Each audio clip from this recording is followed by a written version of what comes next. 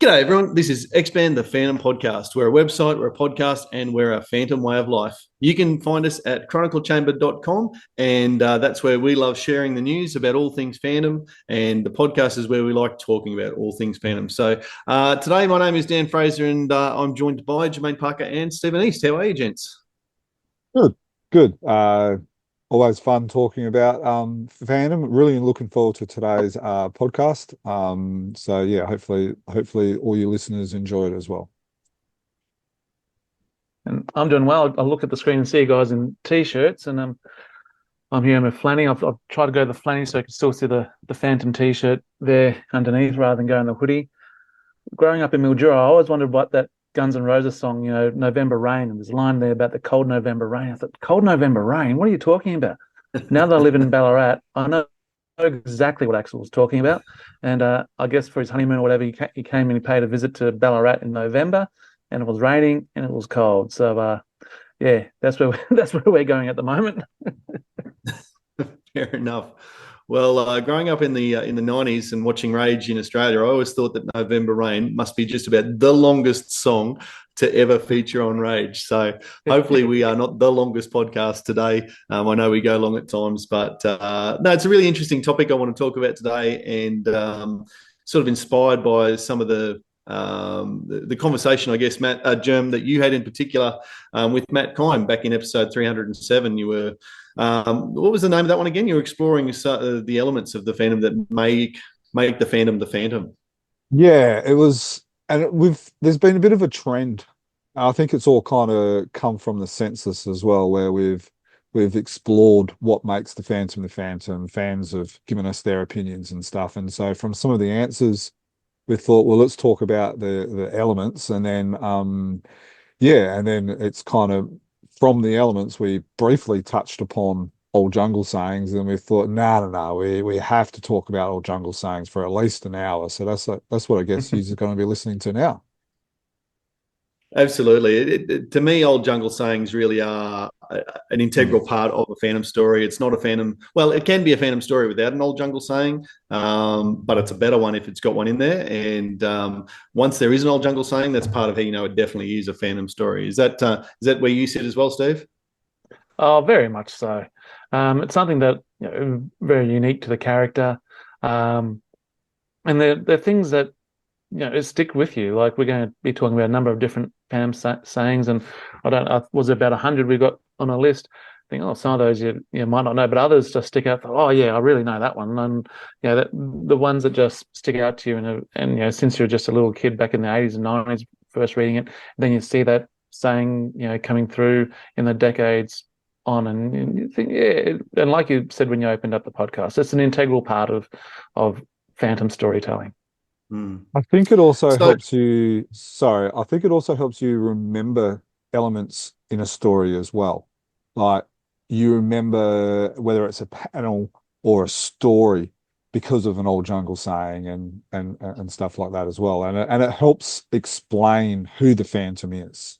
no, absolutely. It's certainly one of the key Phantom tropes that I guess Lee Falk invented back in the 30s and 40s, and has been developed from him, but also by a range of other Phantom authors. So that's what we want to do today, is go back a little bit and explore the history and the way that old jungle sayings are used, the variety of old jungle sayings, where they come from, and maybe why they resonate so much with us. So I did a bit of a deep dive, and you'll probably hear my voice a fair bit today as I go through some of the research that I went through. But yeah, really keen to share some of this information and pick up from Steve and from Germ your thoughts on the old jungle sayings as we work through. So I guess where I started was heading back to I guess one of the original Phantom websites, if you like, deepwoods.org, which Brian Shedden started and has not continued, but thankfully is still available. Starting there, because I thought, well, I need a list of old jungle sayings.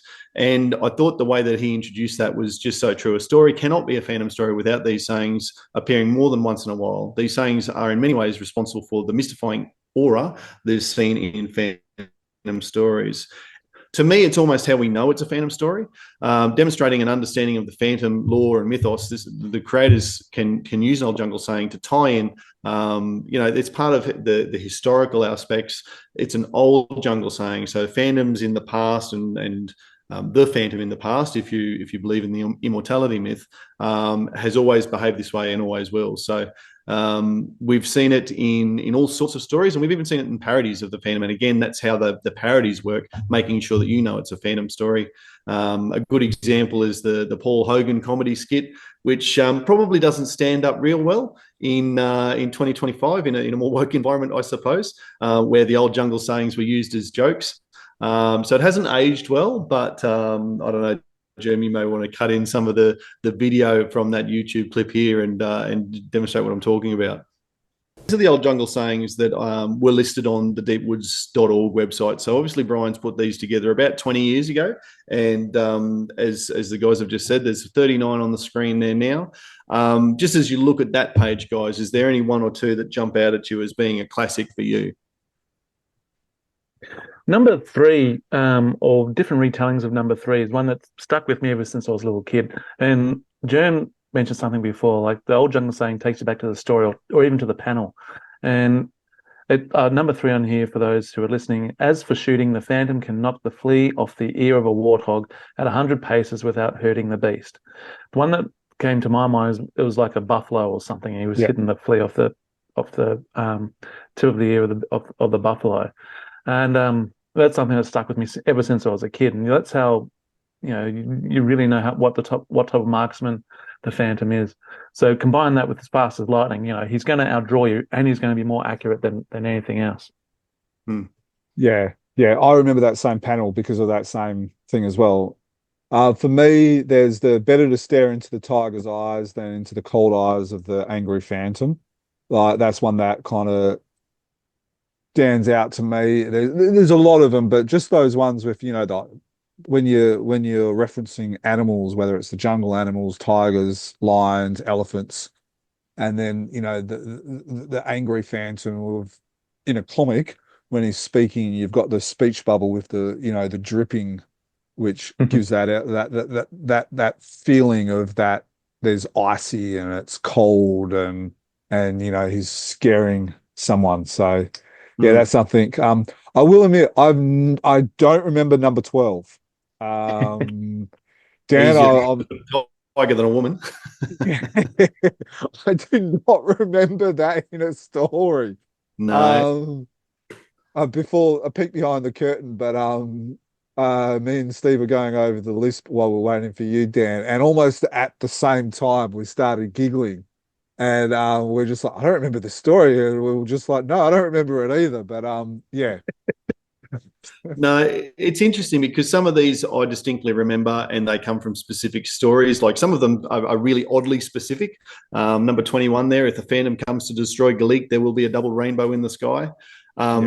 That can only appear in one or two stories, really. Similar to number 18 there: he who comes to Kilauea without love is buried there. That's one that I really remember from obviously a Golden Beach of Kilauea story, and people coming to steal the gold, sand, or whatever it might be. But then my favorite ones are the more general ones, the animal related ones, like what you said there before, Germ. Look, as we said, we can scroll through here. There's 102, I think, listed on deepwoods.org. And those are the ones that, whether Brian has found those in a story and gone, right, that's I'm going to put that up there. Whether they've appeared in more than one story, who knows? But there's also different variations as well. Yes. So like, for instance, number 35, next to the Phantom, a jungle cat moves like molasses. But then there's the other one that I'm more familiar with, is that the Phantom, what is it? The Phantom moves like a jungle cat. So there's different variations, which I'm sure, the writer, in this case Lee Falk, would have gone, oh yeah, the jungle cat moved quietly or something, and then it's either been he's got it slightly wrong or whatever. But Mm. Yeah, so there's others like, never point a gun at the Phantom. The Phantom has the strength of 10 tigers. But then, on 54, you've got the Phantom has cunning of a fox, strength of 10 tigers. So, yeah. Yeah, and I really like it. They are going to have those variations, and that's natural. Even if it's a real, if we pitch this in the real world, there's going to be variations over time and over generations. And Mm. as we've said, it really is the appearance of these sorts of things. One that just struck me when I saw it there before, number 36, no one can refuse the voice of the Phantom. That was sort of touched on by Billy Zane in the 1996 film. No one refuses the Phantom. When Diana says, well, how are you going to make that happen? Well, no one refuses the Phantom, Diana. I'm not really permitted to reveal all of my secrets, Diana. You're not?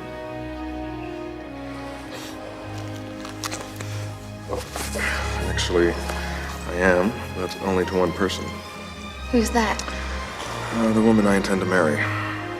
What if she refuses you? No one refuses the Phantom.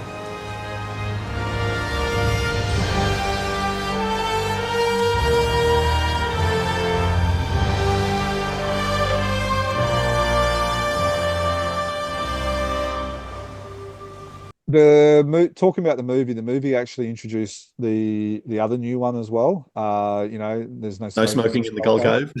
Yeah, I'm not sure about yous when yous watched it in the cinema. The whole cinema started giggling and laughing and stuff like that as well. So yeah. 64, 65 is a good example of this of the variations. The Phantom moves as silently as a fog, or silently as a jungle cat as well. So, or the Phantom moves on cat paws as 69. So yeah.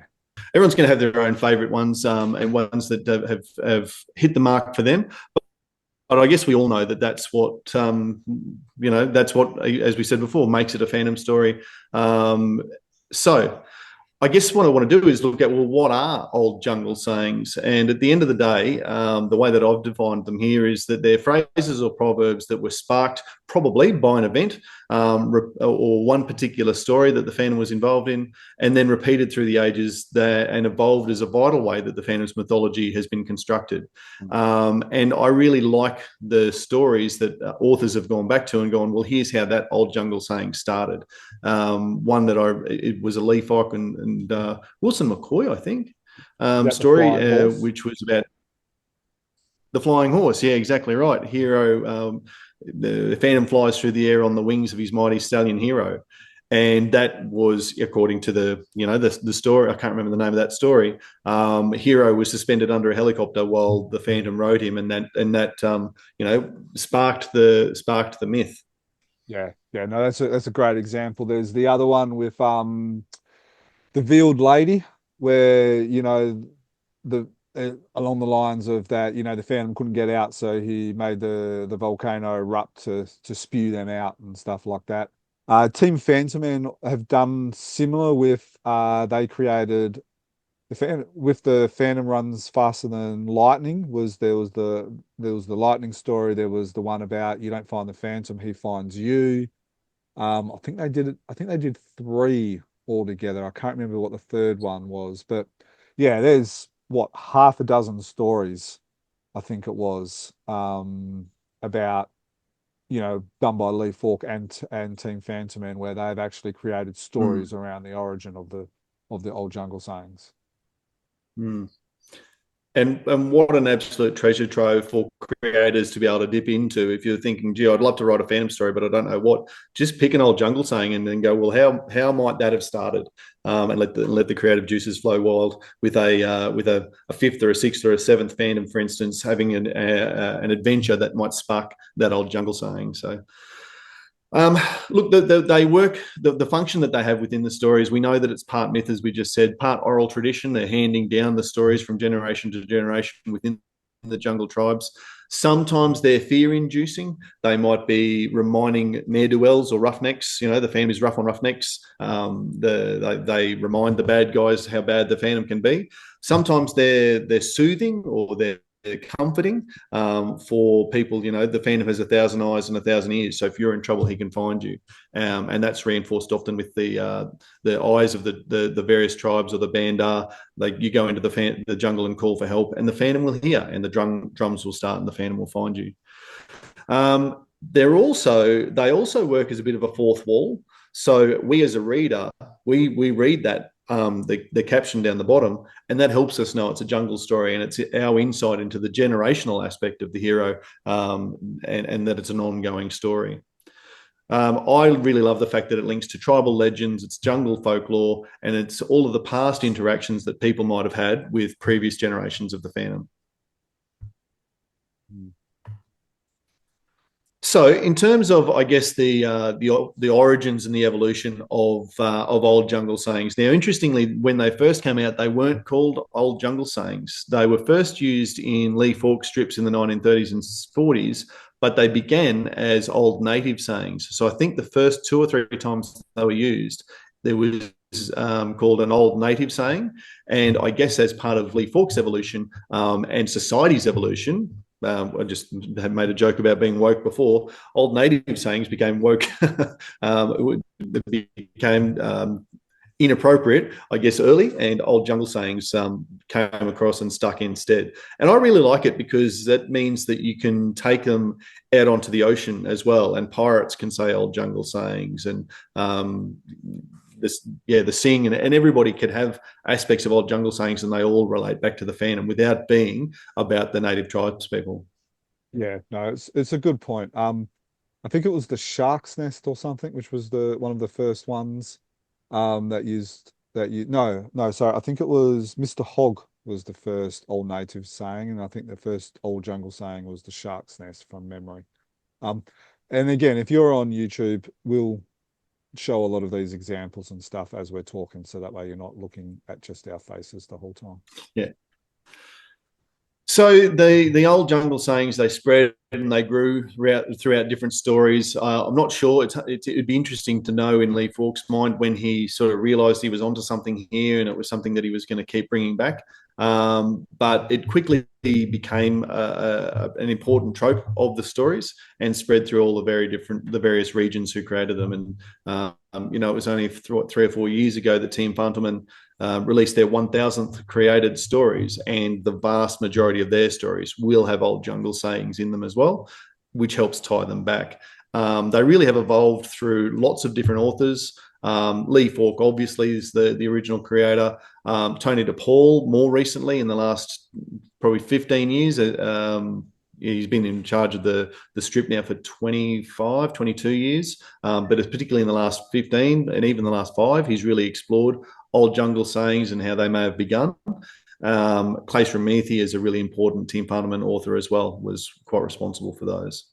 And so obviously they've been used in all of the various created stories around the world. King features, obviously, but as I said, Team Fantomen, even the Fru stories, they've been more prolific in creating their own stories in the last 8 to 10 years. All of the American creators, whether it was Peter David in the DC series, Moonstone, more recently Mad Cave. One of the criticisms, I think, of Hermes Press was that they didn't use old jungle sayings well, and so that was one of the reasons why you sort of felt it wasn't a Phantom story as well. Would that be fair to say? If that was the only problem with that story, you could live with it.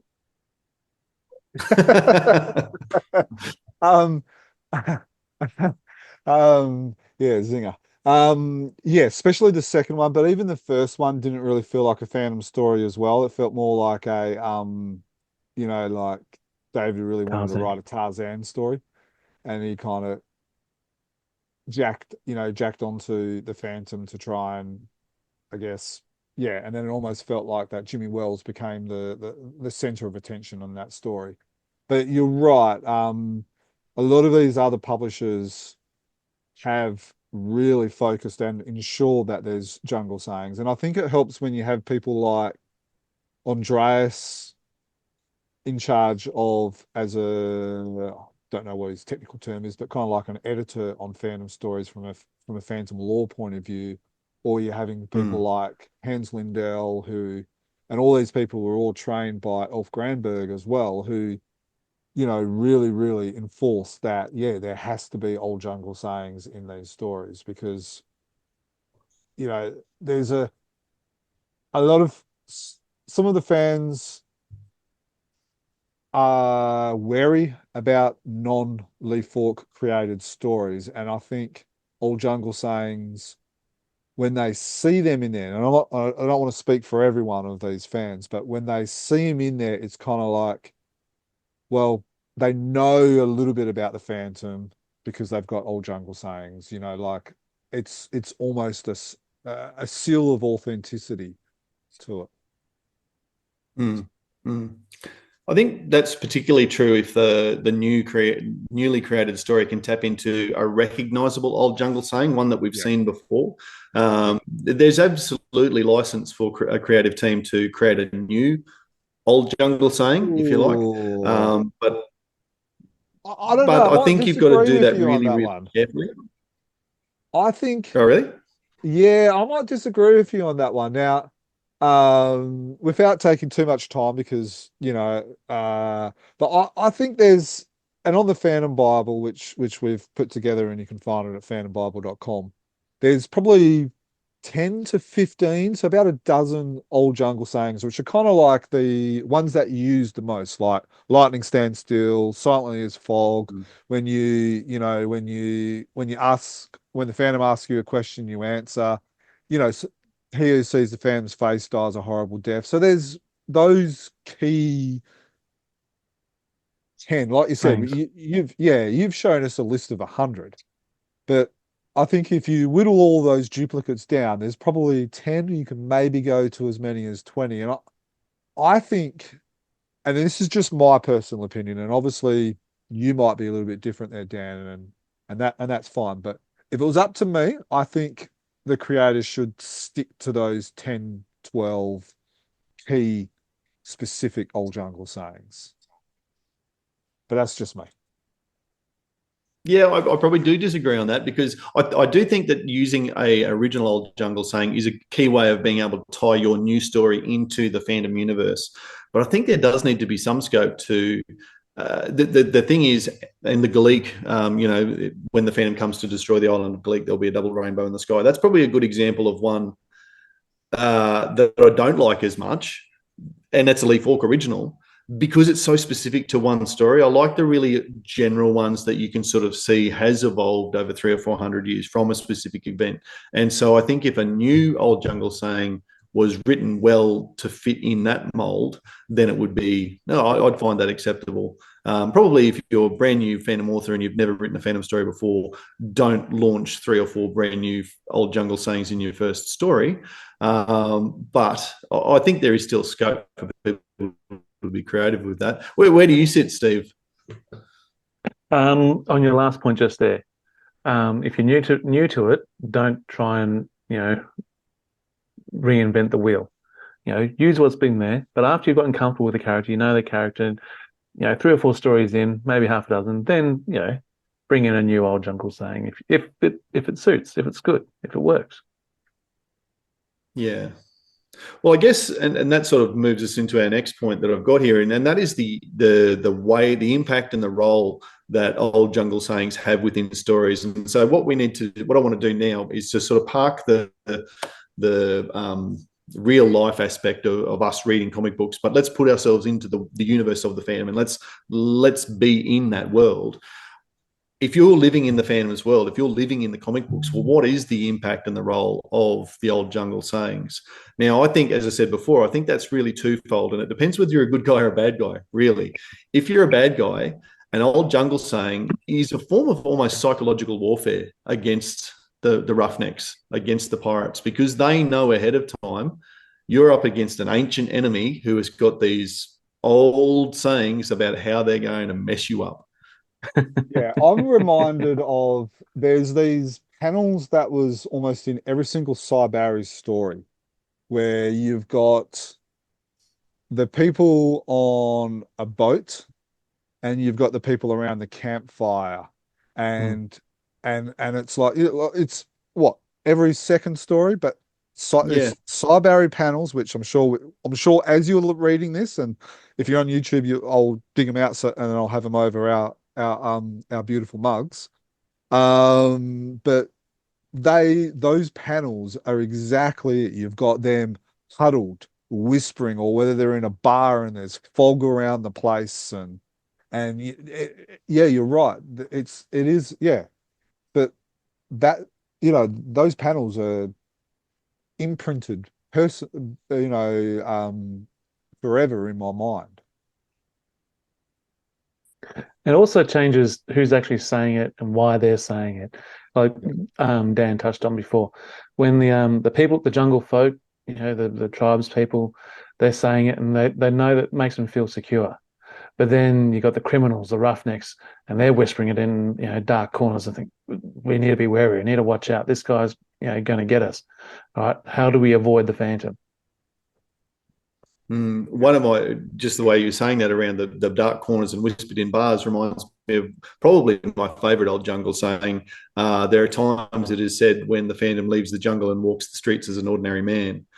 And if you're hearing that whispered in a bar and you're planning a heist or a kidnapping or a whatever it might be, suddenly you're looking around at all of the ordinary men around you going, oh, crikey, could this be the Phantom? Am I about to have my plans thwarted by someone who just looks like an ordinary person? So there's that story. I think it might be the Guru Muggers. It might be where they're going around, hey, if you've got something planned, don't do it tonight. And then I think there's also the normal life where the Phantom tries to be a normal person. And one of the bad guys actually says to the Phantom, hey, you, if you're planning something tonight, don't. The Phantom is in town.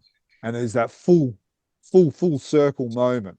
Yeah, and then there's the moment where the policemen are like, oh, never experienced a quiet night like this before in my whole life, Have all the bad guys taken the night off or something like that? So, yeah, that's where I think it really reinforces the Phantom's mythology, and the old jungle sayings are such a big part of that. That's a really powerful tool that he's got to keep the peace. It's almost, you don't know how many crimes or negative activities he's stopped just by the threat that maybe he's around. Yeah. So, okay, so. You were just talking, so slightly off topic, so I apologize ahead of time. You were talking about how you're creating that psychology warfare and you're creating a legacy where crimes can be stopped just by the mere thought or the fear of it. There's a certain story called The Ghost where the Phantom gets shot and he continues to get shot, but he keeps getting up. And you read the story and it's like the Phantom is being stupid. But the whole purpose of the story, I think it's issue 730 or something like that, and 1058, I believe, in the Fruit issues, is that you can't kill the Phantom, right? So, but is that the Phantom, is that the same thing where the Phantom could quite easily shoot the gun out of the bad guy's hand, but he's creating a scenario where this guy is trying to kill the Phantom, but he's not letting that stop him to induce fear for the next time. So in this story, where's the stupidness or the recklessness and the creating that psychology warfare? Mm-hmm. Where does that start and stop? Mm. Well, first up, I think it's important to recognise your absolutely encyclopedic knowledge of stories and issues that they've appeared in. There's got to be an old jungle saying for that, or an old Chronicle Chamber saying. The OJS stands for an old Jermaine saying. Oh, you just rattle off these numbers and think, how the hell does he know that? Bloody hell. But I think to your point, Jem, you're absolutely right. Yeah. I think to your point there, you're absolutely right. There will be times you would think that in any one of these 21 generations of Phantom, they have a moment of going, I need to do this, get shot 4 times or whatever it might be, to help build to help continue to build the myth. I need to be part of that. And that's where I really like the stories. I think it's the Ambassador. don't quote me what daily story it might be or what issue it appeared in, but in the Ambassador, the Phantom goes around taking out the bad guys, the terrorists, and the end, the line at the end, punchline is Largo saying, "How did you get rid of all the terrorists?" So just like you did, President, one at a time, because Largo took out the last one. Yeah. And the Muckmen of Zamadi, what's the most recent story, the current daily? Is that what it's called? The Muckmen of Zamadi? I don't know the river's name, but the Muckmen, yes. Yes, how's my memory? Same thing. Phantom's going around and taking out the bad guys one at a time, and that sort of action reinforces the mythology. The Phantom is everywhere at all times, everywhere. Yeah. There was one story that's coming to my mind is I think it's one with the rope people. I think, and it's like the different trials he has to go through to prove that he is who he is, and he looks at what happened, and you feel, and it's not like he's really lifting up a boulder with his bare hands. He figures out the way to do it, but it starts that legend, and it's a way of getting those old jungle sayings and how they could start. He was able to figure something out, was able to do it. Oh, the Phantom's got the strength of 10 tigers, all that sort of stuff.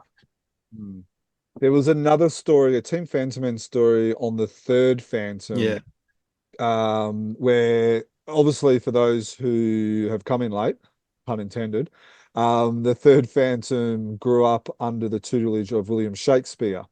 And then it talks about he used his knowledge of the I'm going to get this word wrong, the theater.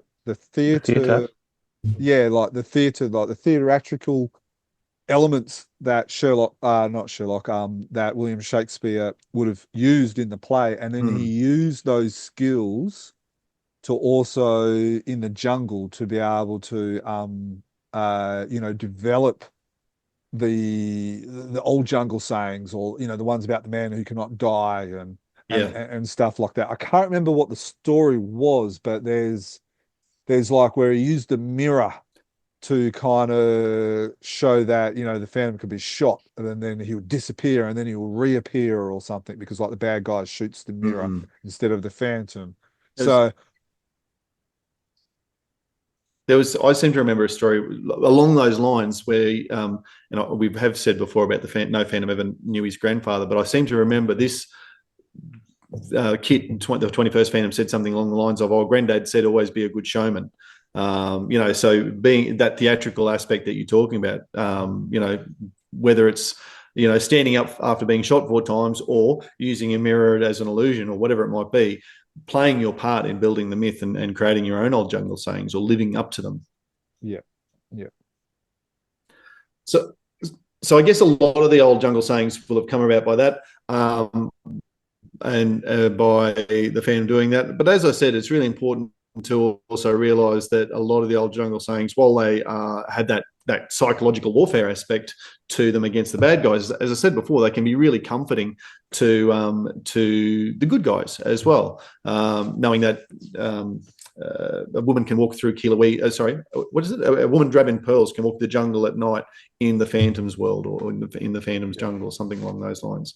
So there's a lot of safety around it as well. Where I wanted to go next is thinking about, well, obviously these are started by Lee Falk and developed by him, and then everyone else has chimed in and built on it and all the rest of it. But I think part of why old jungle sayings resonate so well is because they sort of parallel a lot of real life oral traditions.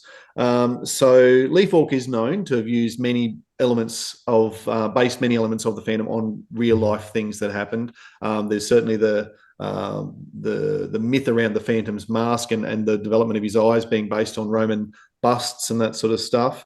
Now, and I should have got my copy of it here, in the Lee Falk Storyteller book, Olaf Lang has got an article that is called Classic Hero Type Built on Famous Myths. And if you're at all interested in this sort of stuff, I absolutely recommend going and reading that article, because what Olaf points out is that there's several real-life cultures and traditions that actually parallel the function and role of the old jungle sayings in the Phantom comics.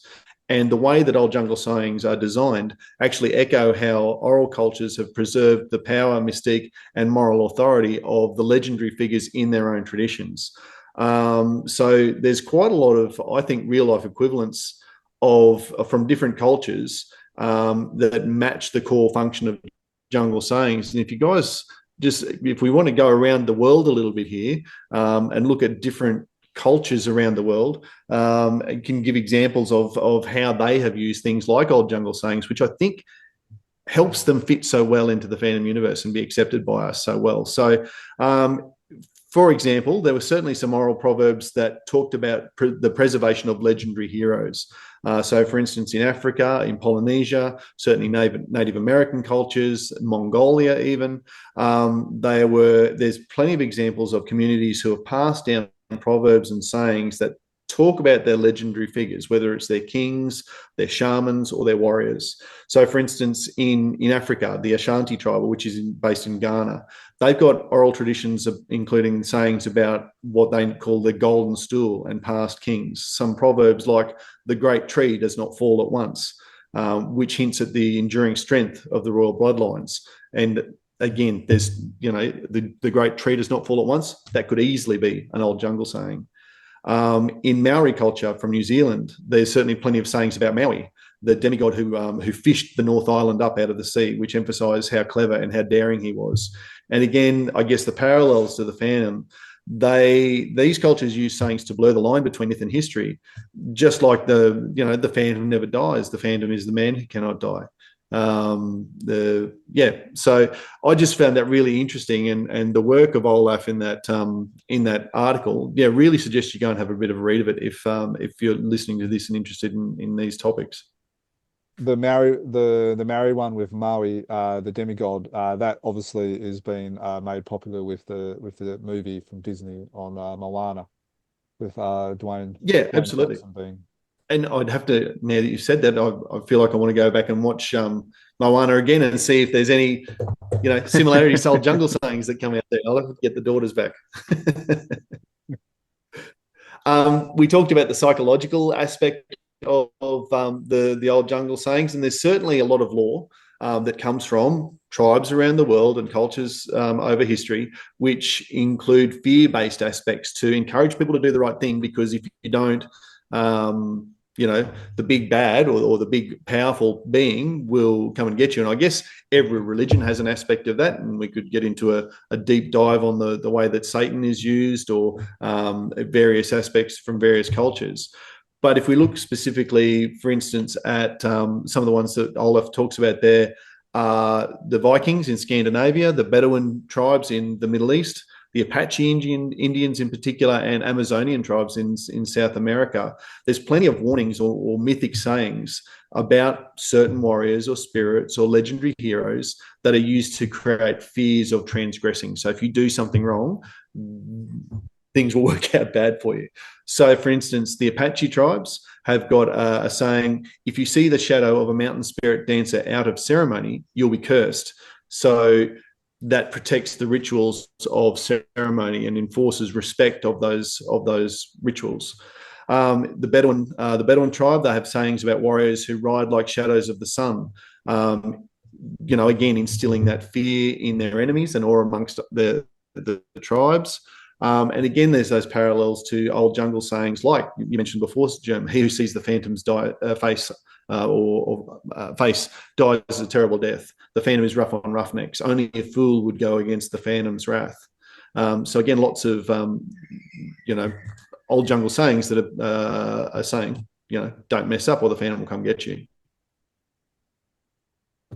Some of the other stories and old jungle sayings are about the epic nature of phantom's adventures and the embedded wisdom that comes with that. And some of the places that they've existed around the world, and I'm giving Lee Falk too much credit here, but I feel like he's got hints of this in his knowledge. If we can look back and go, well, in West Africa, in Homeric Greece, even in the Norse, in the Norwegian, I don't know how to pronounce this, Skaldic poetry, there's stories of legendary figures who contain sayings or embedded morals which were repeated as guidance or warnings for your ordinary people. So, for instance, in the Sundiata epic, which is from Mali, which is in West Africa. There are lines like the lion's cub is never afraid in the forest. That's similar to the a lady can walk in dressed in jewels and not be afraid in the forest. That lion's cub is never afraid in the forest is a repeated adage. In Norse sagas, there's sayings about Odin and Thor, which are used both as wisdoms and as threats. And again, parallels to what's used in the Phantom. So one that could be similar there, where the Phantom is the law's long arm, reaches even into the halls of princes, and that's stories about the mountain princes and the dictators there. And laughter can destroy the tyrant. I've always found that one an interesting one. I'm not sure if Lee Falk invented that one, and so it's an old jungle saying. It sounds more like one that he sort of borrowed from somewhere else. Another one similar to that. It's better to die on your feet than to live on your knees. Now, I've seen that as an old jungle saying. I'm pretty sure Lee Falk or the authors of the Phantom didn't invent that one. And that one about laughter can destroy the tyrant. That's very topical at the moment in the last couple of months, and we're seeing the protesters over in America, dressing up as frogs and different other type of things to try and negate the force and brutality with just absurdity and laughter. Absolutely. It's great research by Olaf and you and stuff like that. And I think as you kind of go over it kind of makes sense, and it kind of reinforces what makes the jungle sayings good. But I think, it's really just scratching the surface, and I'm sure you can look at almost any culture as well. And adding on, like the importance of these sayings, to give it a more religious feel, in the Bible, there's a book of Proverbs, which is just however many chapters it is, probably 30 odd chapters of just, well, I'm not going to call them old jungle sayings, but they're sayings to keep people straight and narrow, or look after the poor, otherwise bad things will happen. It's all that sort of guidance on life to keep yourself secure, but also don't do the wrong thing. You're going to face the wrath. So there's another book, I think it's called The Wisdom of Solomon. So there's two books in the Bible just on that sort of stuff, that these things are important to cultures from ancient times, and they still speak to us today. So if you're on YouTube, you can spend some time and look at that, just to go over the sorts of things that are shared in a lot of these traditional cultures and used in the Phantom. There's a level of oral repetition used to maintain the myth, and sharing it from grandfather to father to son to the next generation, and so that sharing it over time, and that oral history. Having sayings that are tied to a legendary figure. Yes, those are used in a lot of traditional cultures, and they're used in the Phantom. Can these sayings be used to instill fear and respect in a myth? Then yes, absolutely, both in traditional cultures and in the Phantom. Are they things that can be tied to a spiritual legacy or a mystical legacy? Well, maybe that's more of a stretch for the Phantom, but he is a mystery. He is a myth. And so you feel tied to that understanding through the old jungle sayings, and they absolutely are used in traditional cultures, as we've discussed. And it's also it's something about a cultural memory across generations of people. Now, you just referenced the Bible there before, Steve. That's a book from 2,000 years ago that shares a cultural memory with all of the world, really, whether you're a Christian or not, because there are those stories that keep coming through to us. The old jungle sayings in the Phantom's universe, they fulfill a similar role. It's part of how the memory of how the jungle has worked, and it comes across from various generations. So I think, to me, this highlights why old jungle sayings have been so effective in the Phantom and really resonate with us as readers, because they're actually real. The concept of passing down stories from generation to generation to achieve all of these things is real and is part of our shared history, probably. Whether you are American, where the Phantom was written initially, whether you're Australian, which was so popular, in India, in Norway, in Sweden, all of these places around the world where the Phantom has become so popular, old jungle sayings are actually, and things like old jungle sayings are actually part of their history as well. I think the bit where you've got about the generational thing, I think that's what makes Old Jungle Sayings work with the Phantom, probably, and I know this is where we're going to go next, than compared to other comic characters, is because there's that legacy that is able to be built upon generation after generation after generation, which is how these stories are told. And so I think that's a very key element, because there's not many superheroes or super character or comic characters that have that generational element to them. No, there's not. And you're right. That is where I want to go next and talk about, well, how is this, or in a sense, why is this so unique to the Phantom? And really, it's interesting that we know that the Phantom was the original costume superhero, and Lee Falk has nailed the use of this trope, and no one else has really picked up on it. Maybe because they know that would be flying too close to being the Phantom. But anyway, well, let's explore: are these unique to the Phantom, or are they used in other comic strips?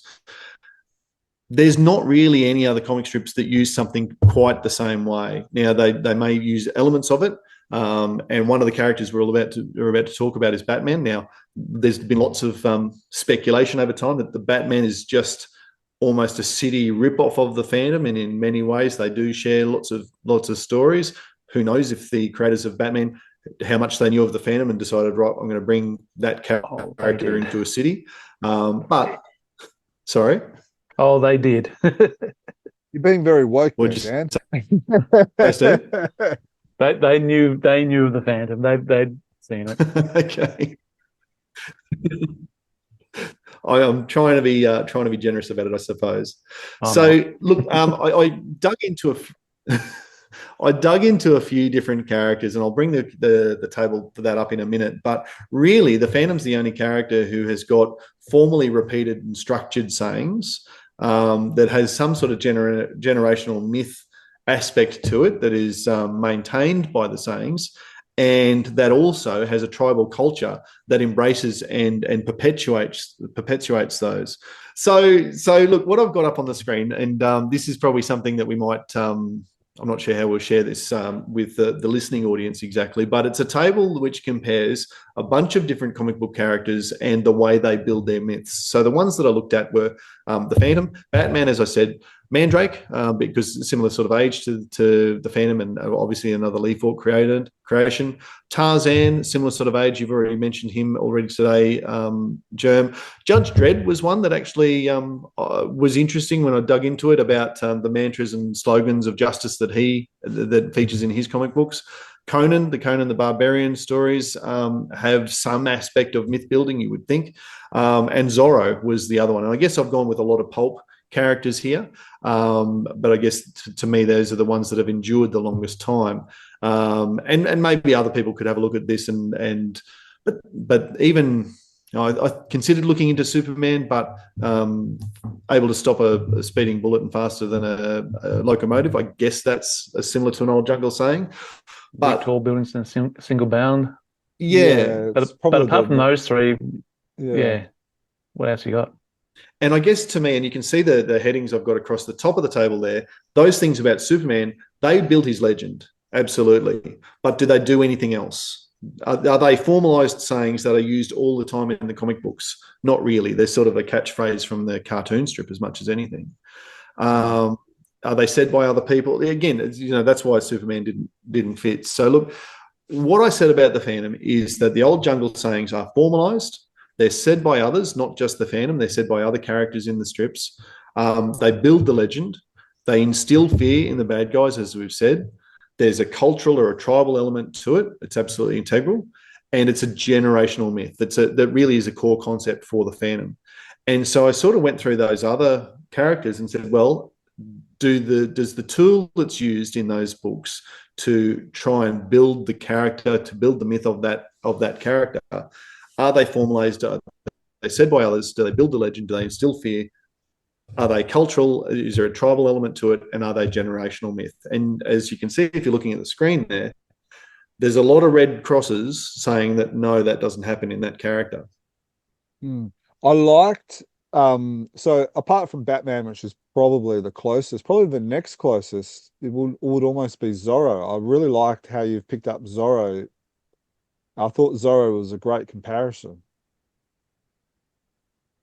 So yeah, I haven't read a lot of Zorro, but certainly doing a bit of reading on the way that Zorro is presented. The way that his myth is built is not so much, well, as I said, old jungle sayings in the Phantom. It's more symbolic markings like the crossed Z and Yeah. whispered tales of Zorro. Now, none of those are formalized sayings, but people in the comic books do, the townsfolk and the villains do talk about Zorro in those sort of hushed tones and whispered tales. Yeah. It does build his legend. It does instill fear, but there's not really a cultural element to it. It's not a tribal element, and it's not a generational myth. Obviously, Zorro is one man who doesn't have that generational aspect. But you're right. No, Anthony Hopkins passed it down to Antonio Banderas. Oh well, see, there you go. I don't know Zorro that well. That's obviously the movie. Is that in the comic books as well? I don't know, but I just remember the movie, mainly because of Catherine Zeta-Jones, but that's another story. That's why a lot of people saw the Phantom movie too. Judge Dredd was one for me that I was surprised at how many ticks I sort of felt the need to put in that one. So Judge Dredd, very different character to the Phantom. Much more punitive, I suppose, and almost a Punisher in style. And he certainly got his mantras and his slogans of justice. For example, I am the law, which is a formalized saying of his, but other people don't say it. It's the sort of thing that only he says. Yes, it helps build his legend. Yes, it helps instill a fear, I guess, of the system that he's enforcing.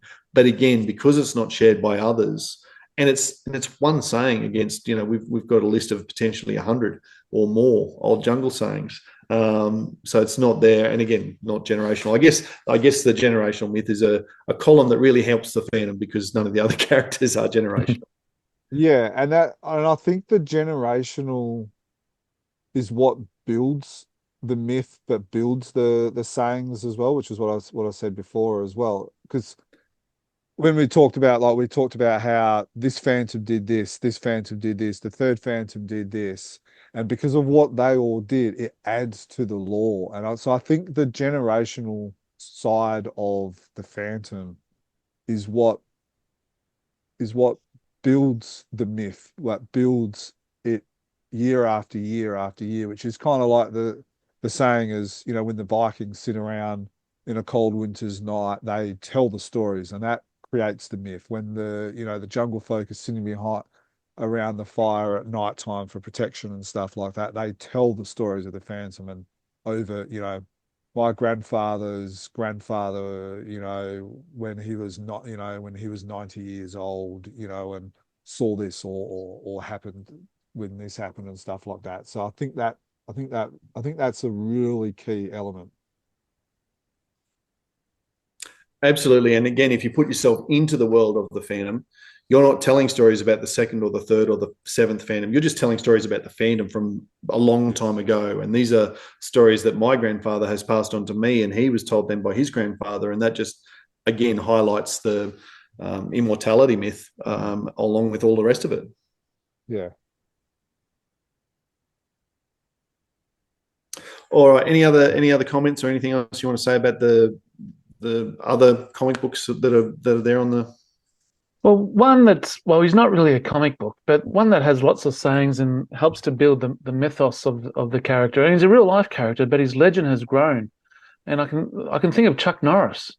When Chuck Norris jumps into water, he doesn't get wet. The water gets Chuck Norris. When Chuck Norris does push-ups, he actually doesn't do push-ups. He pushes the world. He doesn't push himself up. He pushes the world away. That type of thing. That's the only thing I can really. It's a great example. Join into. No, you're absolutely right. Not a comic strip, but yeah, that has built the myth of Chuck Norris, hasn't it? And those internet memes probably only started, I don't know, 10 years ago, 12? Oh, no, they've been going on for a long time.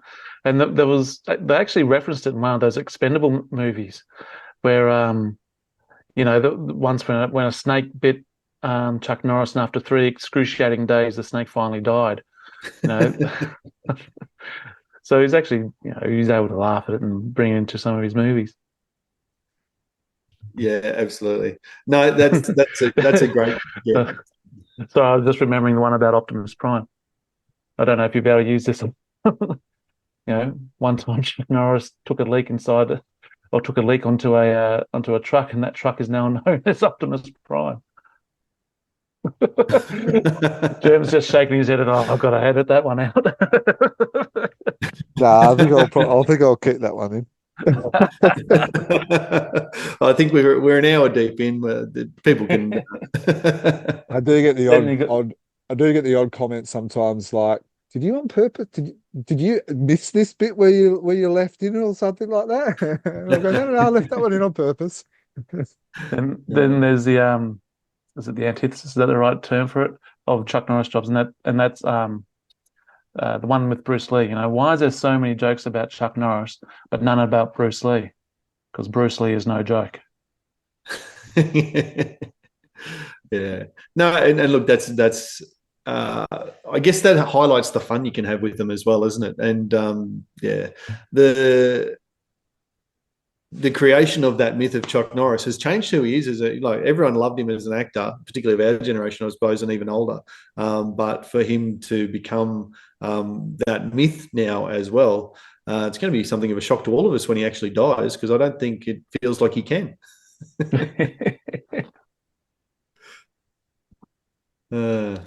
So I guess, again, that highlights, though, just the fun you can have with it is part of the fun of the fandom, isn't it? And the fact that the old jungle sayings are used in this way in the fandom books and the fandom stories and the comic strip and all the rest of it, but not so much in any of those other ones.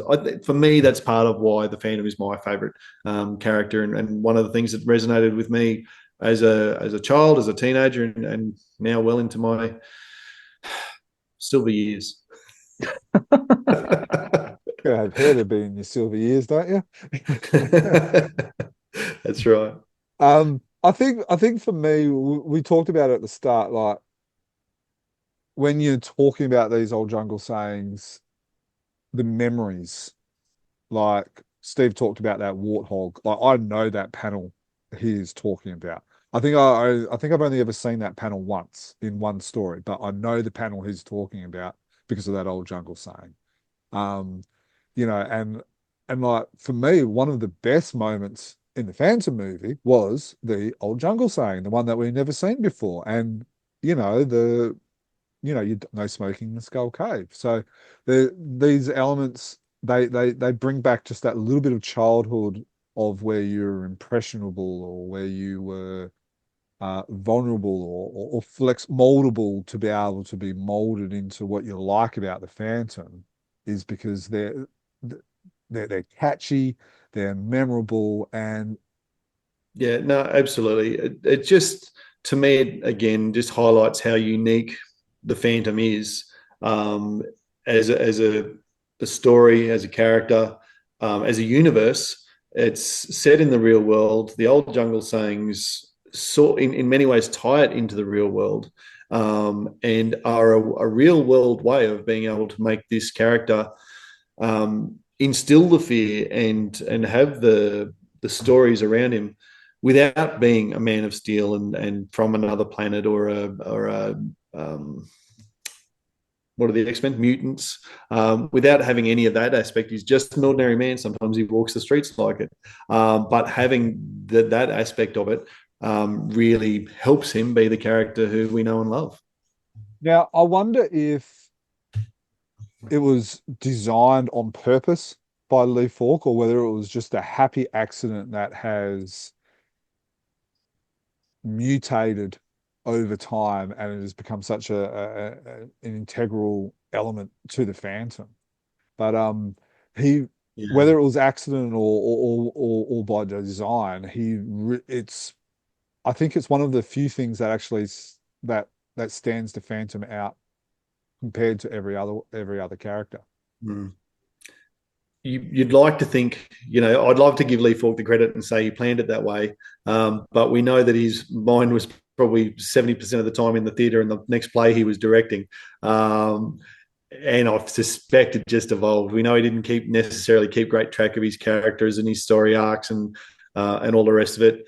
As I said earlier, it started as an old native saying, it became an old jungle saying.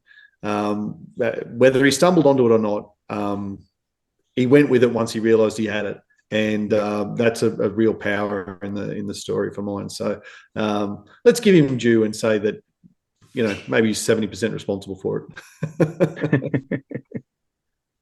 I think you've done a great job in pulling all that together. When we were planning this, I just wanted people to be able to know that that, you know, you've done a good job pulling all this together, Dan. You know, we were spitballing these ideas and stuff like that, and you went with it and went deep and dirty and in a deep tunnel. So no, you've done a great job. I hope fans have really enjoyed it. This is sometimes what we talk about. We nerd out about this type of stuff. So you know, there's a little bit of football and a little bit of appreciate that, Jim. You're absolutely right, though. Yeah, there's a little bit of normal life in there, but a lot of our chat is about nerdy stuff like this, and taking that nerdy conversation that we had and putting it together for us to be able to enjoy as a podcast. I think you've done a good job, and yeah, really enjoyed discussing it for the last hour. Thanks, mate. Well, as I said, that deep dive, like you mentioned, going into the deep woods, literally into the deep woods, into deepwoods.org, into their website, and then finding that article in Lee Falk Storyteller, that was really, that was suddenly like, oh, we're onto something here. So a lot of fun, a lot of hours to study up on it, but just reinforces part of the magic of the Phantom for me. All right. Well, thanks everyone for listening or watching. If you've been watching on YouTube, as always, our website is chroniclechamber.com. We always love to hear your thoughts, feedback, and your opinions on social media platforms. When you see this post, list your favourite old jungle saying, or let us know if you've ever had an idea for a new old jungle saying that Germ can poo-poo and I'll embrace. Send that in via our email if you like, chroniclechamber@gmail.com, or put it as a comment on one of the many social media posts. Make sure that if you're watching this on YouTube, that you subscribe to the channel so you never miss an episode. And if you're listening on a podcast app, make sure you subscribe there as well. As always, thanks very much for being part of the fan community, and get in touch with us if you've got any ideas about topics for us to do deep dives on. And otherwise, happy fandoming. Happy fandoming. Yeah, thanks for doing all your research there, Dan, and yeah, happy fandoming. The Phantom's always there, but you won't find the Phantom. He fights